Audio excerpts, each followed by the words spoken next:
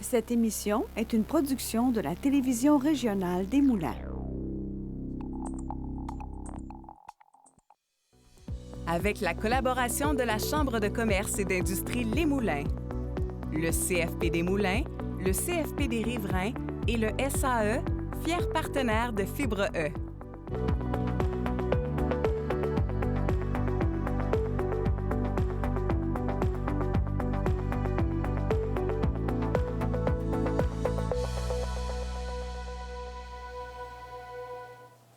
Bienvenue à Fibre E Extra.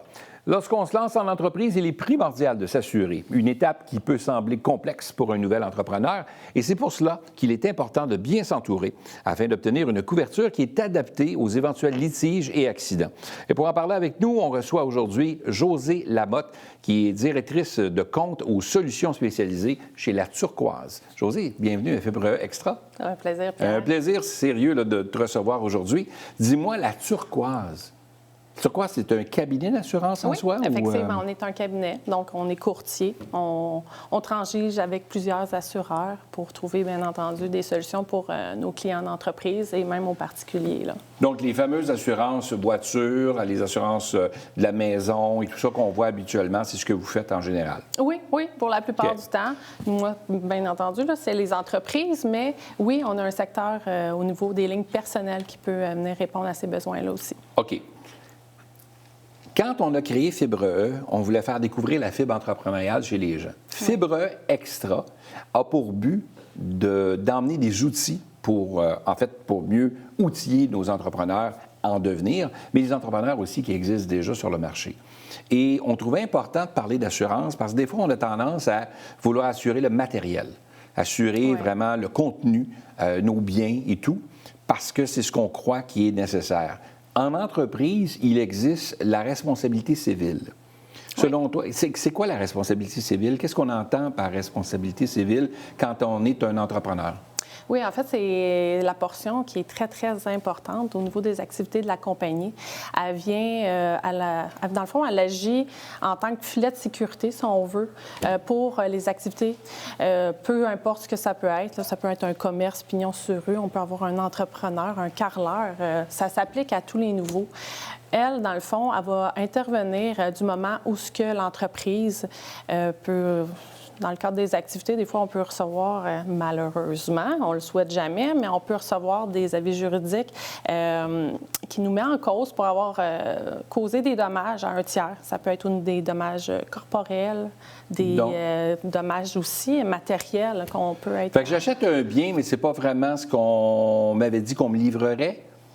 Ou non? Ça peut être... Ça s'applique à beaucoup de situations, en fait. C'est très large. Ça peut être, comme on dit, un commerce pignon sur rue. Un client entre dans le commerce, glisse, se blesse. Donc, on a un dommage corporel.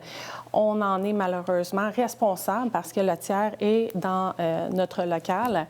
Ça peut être un ouvrier de la construction qui fait des dommages physiques où il travaille dans la demeure de quelqu'un d'autre, dans le local de quelqu'un d'autre. Donc, j'envoie un employé chez quelqu'un faire un mandat, faire un contrat, mais finalement, il a endommagé la demeure en question, donc on est protégé par notre assurance pour les dommages que notre employé a causés. Oui. Je rentre dans une pâtisserie, je mange un beau petit muffin qui me semble délicieux, et finalement, pour me retrouver malade, parce qu'il y avait quelque chose dans le muffin qui n'était pas frais, et finalement, je me retrouve avec un problème, donc j'actionne.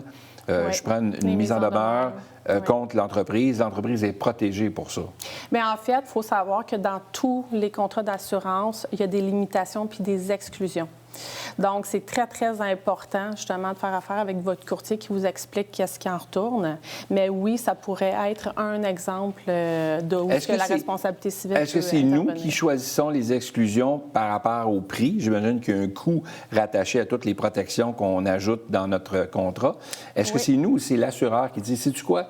Moi, cette partie-là, je ne l'assure pas, ou du moins, je limite à X milliers de dollars parce que je ne veux pas être obligé de te rembourser 100 000 ou être obligé de payer un de tes clients 1 million, peu importe. C'est tout ça? Ou... Oui, bien en fait, il faut savoir qu'un assureur va toujours analyser un risque. Il va voir qu'est-ce qui en retourne, c'est quoi son exposé, c'est quoi le danger. Donc, suite à vraiment, je dirais... la soumission qui est déposée, nous, ensuite de ça, en tant que courtier, c'est important de voir si toutes les protections qui sont essentielles à notre client, qui devraient être là au contrat, dans le fond, s'y retrouvent. Bien entendu, après ça, on a des petites couvertures additionnelles qu'on peut ajouter. Ça va dépendre du risque auquel on fait face. C'est quoi les activités de l'entreprise, encore une fois. Oui, là, il y a un coût qui va être associé à chacune d'entre elles, mais il faut quand même avoir une base. Là, on ne s'assure pas pour du vent. Il faut vraiment qu'on ait une couverture, un genre de parapluie là, en cas vraiment d'événements malheureux. Qui est mieux placé pour nous conseiller? Toi, de ton côté, qui fait ça puis qui négocie des ententes avec les différents assureurs pour s'assurer de trouver le bon produit pour l'entreprise? Oui, effectivement.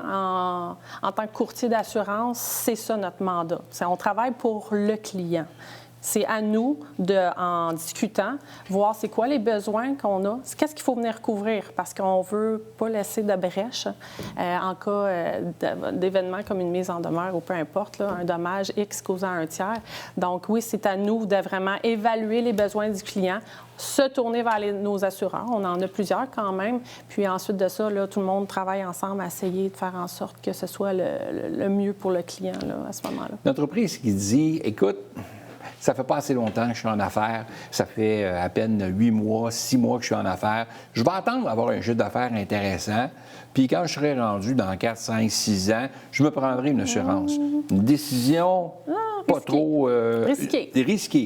Oui, risquée. Parce qu'en fait, les assureurs ne voient pas tant d'un bon œil un entrepreneur qui se lance et qui jamais prend le temps de s'assurer. Il faut être diligent. Quand on est en business, qu'on dit, il y a le risque moral, le risque physique, mais ça, c'est un peu un risque moral pour un assureur de voir que ça fait plusieurs temps que tu es en affaires puis que tu n'as pas pris la peine de venir couvrir cet aspect-là de la compagnie parce que en tant qu'entrepreneur aussi, ils se mettent à risque. Parce qu'au niveau financier, si jamais il arrive, comme on disait, là, une poursuite X, bien, l'argent que ça peut coûter, ça peut mettre l'entreprise à risque carrément au niveau financier. Là. On peut carrément perdre son entreprise suite à des poursuites là, au niveau, autant que ce soit corporel que ce soit matériel. C'est un pensez-y bien. Mais moi, je dirais que du moment qu'on a le projet de partir en affaires, peut-être déjà débuter un petit peu la recherche parce qu'on peut avoir la mauvaise surprise de dire « Ah, moi, j'avais budgété un petit 2 000, 5 000 d'assurance par année, puis se ramasser, mais que finalement, non, c'est plutôt 10 000. C'était pas tout à fait ce qui était convenu. Ça change un peu les chiffres, puis ça peut venir un petit peu déplaisant, là, ou sinon plus loin dans la démarche. Là. Les assurances coûtent cher. Depuis plusieurs années, ça a augmenté. On s'entend qu'on ne parle pas de 3-4 C'est des augmentations qui sont quand même considérables d'une année à l'autre. Ça va avec les facteurs de risque. On s'entend que c'est tout le monde ensemble, tout dépendant de ce qui se passe. Il reste que c'est un pensez-y bien. Souvent, les gens vont voir ça, surtout une jeune entreprise, va voir ça comme une dépense plutôt qu'un investissement à long terme, parce que c'est un investissement qui va nous garantir que s'il arrive quelque chose, qu'on ne souhaite pas, mais s'il y arrive quelque chose, bien, au moins, on va protéger l'entreprise. Là. Oui, tout à fait. Mais les assurances, bien entendu, bon, on sait ce qui se passe mondialement parlant. Malheureusement, on écope ici, au Québec également, parce que les assureurs qui sont présents au Québec, ils ont des réassureurs qui sont, eux, mondiaux. Donc, quand il arrive des feux, exemple aux États-Unis, peu importe, là, un tsunami, mais on se trouve collectivement à payer pour ces sinistres-là, et d'où le marché qui est à la hausse.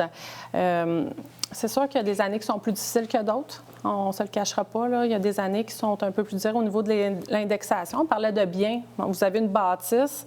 Bien, annuellement, on pense à indexer. Indexer, c'est de rajouter un petit montant pour suivre le coût de l'inflation. C'est sûr que ça fait monter après ça notre police d'assurance. Mais quand on a un courtier, c'est important d'en discuter avec eux, voir avec lui plutôt, puis voir nos options. Des fois, de changer de compagnie d'assurance, de changer quelques produits. Bien, ça nous aide un petit peu à ralentir Mais parlons-en de ça. Quand on est avec quelqu'un, on est loyal depuis plusieurs années avec une entreprise, avec une compagnie d'assurance avec qui on fait des affaires. Et à chaque année, il y a toujours des augmentations. C'est un peu partout. Puis on dit, on va rester.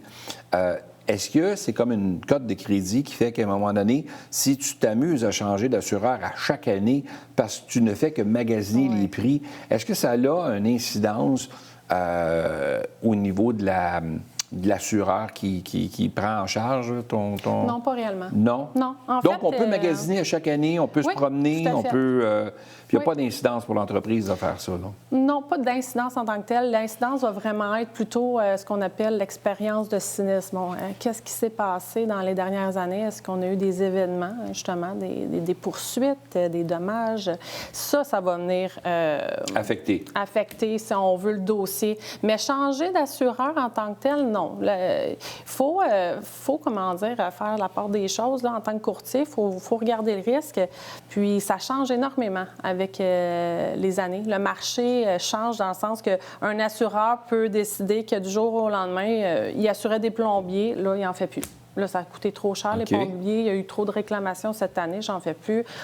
Soit qu'on est obligé de déplacer le dossier ou on veut juste voir si les autres assureurs sont prêts à offrir des meilleures conditions avec une meilleure prime. Donc, mais ils ne voient pas nécessairement d'un mauvais œil le départ. On a tendance à vouloir, je dirais, négocier avec l'assureur qui est au compte.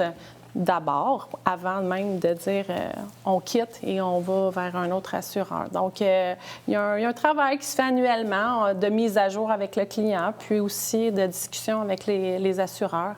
Donc, c'est un peu notre mandat là, en tant que courtier. C'est ce que j'allais dire, c'est-à-dire que quand on fait affaire avec un courtier, le courtier n'est pas attaché seulement qu'à une compagnie d'assurance. Il y en a plusieurs qui le représentent. Qui va trouver la meilleure proposition possible pour son client. Quand le renouvellement arrive, souvent, on reçoit le renouvellement.